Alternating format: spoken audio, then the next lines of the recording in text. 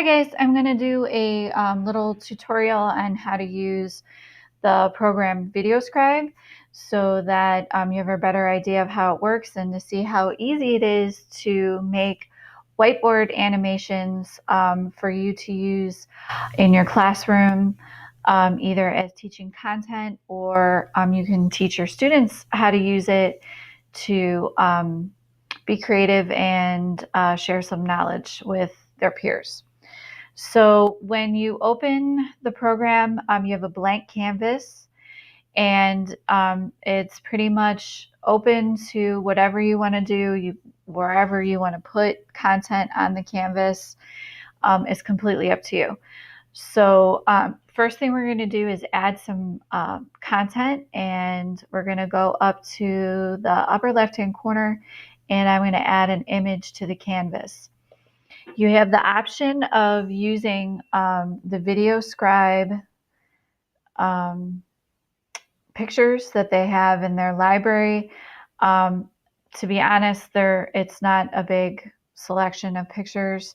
You can purchase pictures from their library, but you can also upload pictures, images from your computer. The only thing I would say about that is that when the hand goes to draw the image, if you're loading them from your own files, it's not as detailed when it's drawing, but it still works, and I think it still looks great. But you can tell the difference if it's coming from your own library or if it's from the VideoScribe library. So I'm going to pretend that I'm creating a VideoScribe animated whiteboard video about how to create a video. And I'm going to type in chalkboard, and we'll see what comes up. And then you're going to see the options that are in the library there. And I think I'm going to choose, let's choose this one here.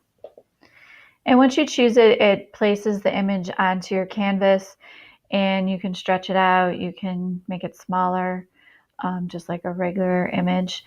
And then I'm going to add my text. So I'm going to click on the T, and I'm going to type in how to use VideoScribe. From this box, you can choose different fonts, and the ones you've downloaded will be in here. If you want to download more, they are free, and you're going to click on import fonts. You can change your font color from this box as well. And then we're going to click check. If there's anything that you want to change about your text, you just double click on it. And then this is where you have your text options and also your drawing options. So let's say that I wanted to go back and change something that I wrote in my text box. I'm just going to click on the T, and from here you can go back and change it. I'm just going to press enter here so it goes to the next line. And I'm going to press check. And then you also have the option if you want a hand to draw the text, or the picture, or if you want it to move in on the screen. You have some options in there. Okay, so I'm gonna choose draw, and then also if you don't like the default hand, you don't have to use the hand that they chose for you. You can go in here and there's other hands. There's also different types of pens that'll draw. I'm going to click on Rosie's hand, and we'll use that, and it'll give you a preview of what it's going to look like. I'm going to press check. Down here you'll see you can choose your animation time, and we'll talk more about that in a second. I'm going to press check. And then if you go in the upper right hand corner, you can preview what you put on your canvas, and it'll show you what it's going to look like. And you notice that that's the default hand that's drawing the picture, and then that's the Rosie hand that I chose. And there we go. Okay, so you'll notice that when I added the elements onto my canvas, these two tiles popped up down the bottom. And this is how you're going to order what's going to happen in your movie.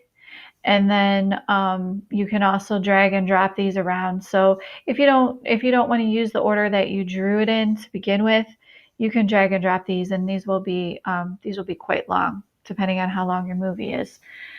And then from down here, you can choose the timings. So I would recommend the timings for your pictures to use maybe just like a few seconds, because it gets kind of boring watching the pen drawing out for more than a few seconds. And you notice that little logo that came up, the icon, that's because it was saving.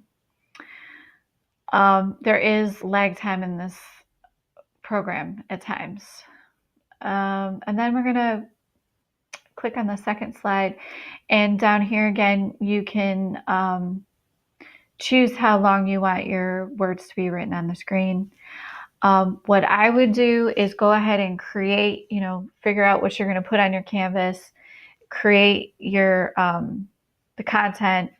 When you're ready to do your voiceover, that's when I would run the preview and then figure out what your timings are going to be. So for example, if I had my whole video done, then I would preview it and hold my script and read it while I was previewing it. And then go back and adjust the timings as you're going along. So that is how to add the content.